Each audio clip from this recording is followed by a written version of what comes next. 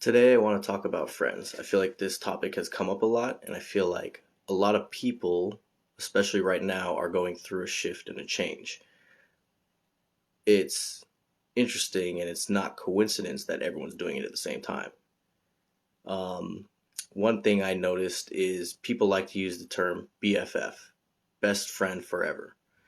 But at the same time, I've been introduced to multiple BFFs from the same people. So it's like, if you're on your third or fourth best friend, that's not your best friend forever. But at the same time, we like to use that label.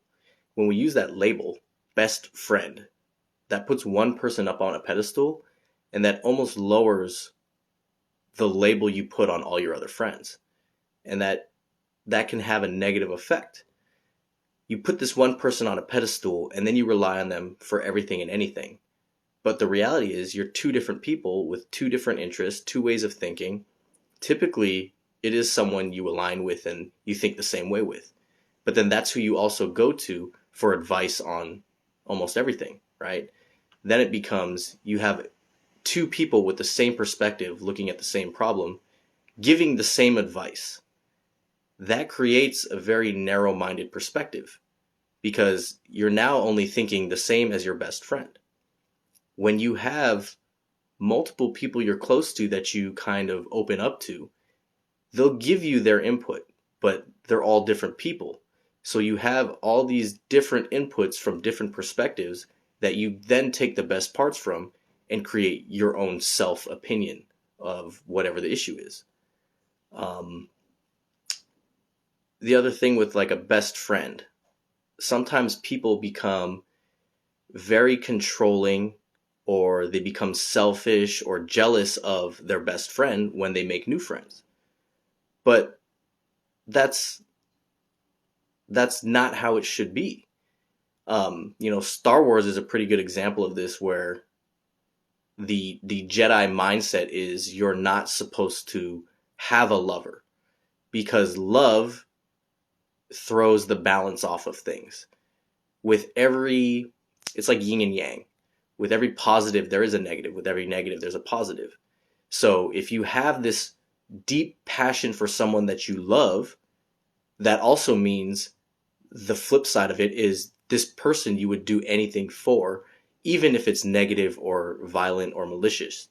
So they steer clear of it where it's like, don't love so that you don't have this anger and hatred inside of you. Now, it's not that extreme for friendships, but there's some lessons to be learned there where it's like when you become too attached to someone, you become these things. You become controlling, selfish, and jealous of them. Or not them, but the interactions they have with other people. And that's a lot for one person to carry. Like if you have a friend that's always like that and they don't want you hanging out with other people, that actually pushes people away. And that's why people shift and change best friends, because it just becomes too much. Um, Everything's about balance. And at the same time, every single thing I say in this video, the previous video, or any future videos, it can be countered under the right circumstances. So you have to be able to determine when and where certain advice is applicable because it doesn't carry across every situation. So keep that in mind with anything I'm saying. Like, understand the context, understand that what I say holds true for some things, but not everything. Now, my personal opinion and the way that I go about my friendships is I look at it like an onion. An onion has layers to it. I don't have a best friend. I have friends that I am very close to, and I don't need to label it with anything. There's people I'm close to that other people I'm close to don't even know exist. And that doesn't matter. The relationship I have with an individual is strictly that. That's the relationship I have with that person. Now, if you ask around and say, oh, what's your opinion about Steve, right? Now, let's say Steve is an asshole to the person I'm talking to. And he's like, yeah, this person is a bad person. But Steve is one of my closest friends. And he's good to me.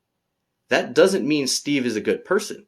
That just means the relationship you have with him is different than the relationship I have with him. He could be a bad person to you. That doesn't mean to his core he's a bad person.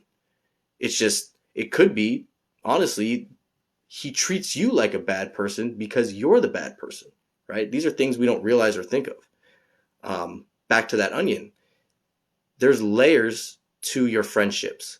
As you move away from that center of the onion, additional layers form. And those layers can almost be looked at as like walls, like protective walls for our own defense mechanism. So at my core, the 5 people I'm closest to, I'm comfortable, I'm open, I can talk about anything, I can ask them for anything without any hesitation, right? Now, there's also other people one layer out of that, where it's like we're close friends, but we're not the closest of friends. So maybe I have certain reservations about certain things, so I have one specific wall up guarding against that. Then you get to the third layer, and then now you have 2 layers of protection where it's like, okay, I have guards up for this and that. As you move further away from that circle, you get to your acquaintances and friends of friends and everything else. But you as an individual have to understand the chemistry and the relationship you have with everyone around you, because it's not the same for you as it is for your friend next to you. We don't realize that, and so we look at it like, yo, why don't you treat me the same as you treat so-and-so? Like, we have a different dynamic. The friends that come to me to vent are not the same friends I go to vent. So the friendships there are not a 2-way street. It's a 1-way street. I understand that, and I'm okay with that. You come to me when you need something because you understand who I am and you understand what I can do for you. I will do my best to help anyone and everyone that comes and asks for help. But my best, when I say I will do my best and the extent I'm willing to go is different depending on who's asking. If you come to me and I don't really know you that well, like we've maybe met once and you ask for a favor, like, yeah, if I can fit it in, I'll make it happen.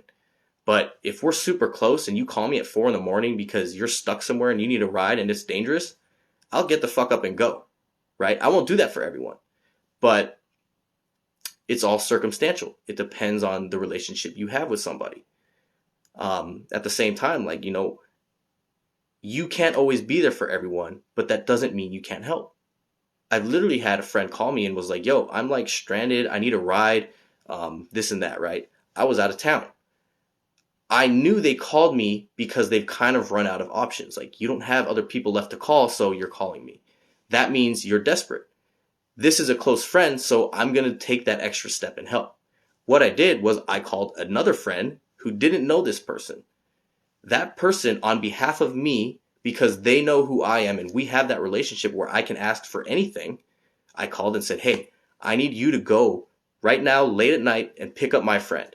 You've never met this person, but I'm pulling the bro card. Like, you're my boy. Go handle this for me. I owe you one, right? To this day, those two are friends and they still have that story to share. And so, I don't know what the point was, but you guys get the gist of what I'm talking about here. Friendships, right? So everyone has to understand that the chemistry and dynamic with other relationships isn't going to be the same as what it is for you. When we understand that, we can lose some of these negative traits of feeling controlling or feeling selfish or jealous of our friends when they make new friends or when our friends interact with each other. Once you kind of step away and let go of that attachment, all of your relationships will thrive because you're not putting so much weight and pressure on one person. It's interesting because our society has created this concept of best friends, and you see it all the time in shows and in they sell these little heart bracelets that connect. It's ingrained in us from very early on, and it's all kind of negative, right? Because of the outcome of it. It can be very positive when you do have that one person you go to with unquestionable doubt. But at the same time, when you put that label on it, it changes. I have people I go to all the time, but I don't label them my best friend because that just becomes a competition or a popularity contest or whatever you want to call it. Just remember to be positive and to do the right things that are going to shape your life for the better. If you understand this about your friends, you'll understand kind of yourself and how you want to go about these interactions with the people in your life. Once you can place them within these different layers of your of your onion, you understand who is what to you and what you are to them. That lets you prioritize your friendships and the time you take out of your day for certain people. Hopefully all this helps. If this resonates with you, great. If not, that's fine. That's it, guys. Stay hungry, stay humble, stay hustling.